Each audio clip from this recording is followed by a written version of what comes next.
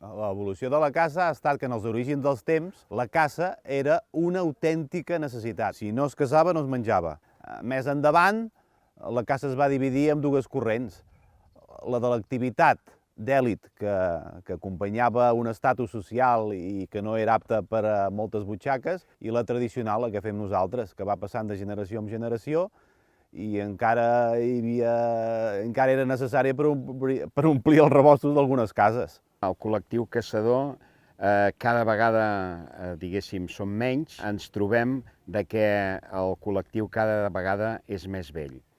I, a més, agreujat perquè és una activitat molt cara i som els únics que paguem per anar al bosc, ja que els altres col·lectius, diguéssim, ho fan gratuïtament. I això, moltes vegades, no ens respecten la nostra activitat i podem posar en perill, diguéssim, innecessàriament persones. A les escoles tampoc tenim accés perquè, diguéssim, el pensament animalista és el que en aquests moments està guanyant més adeptes i això va en detriment del nostre col·lectiu.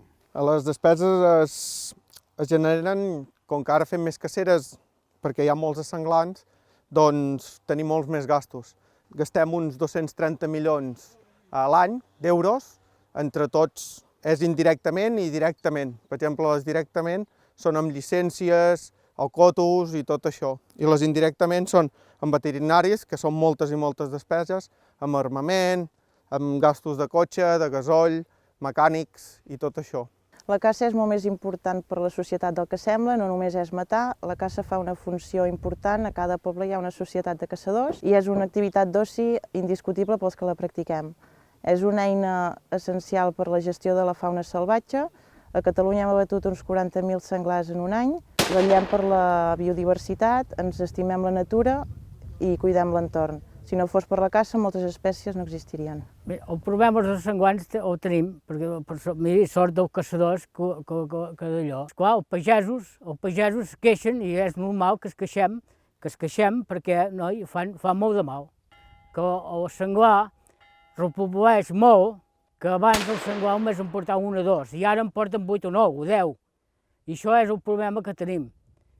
La repoblació dels senglars. Les sobrepoblacions de senglars causen molts diversos i importants problemes, entre ells accidents de trànsit, que gairebé rondem a Catalunya uns 1.000 accidents l'any, danys quantiosos a cultius i a plantacions, competència per les pastures amb ramats domèstics, perill de transmissió de malalties a bestiar, ramader i a les persones, i atacs físics a les persones.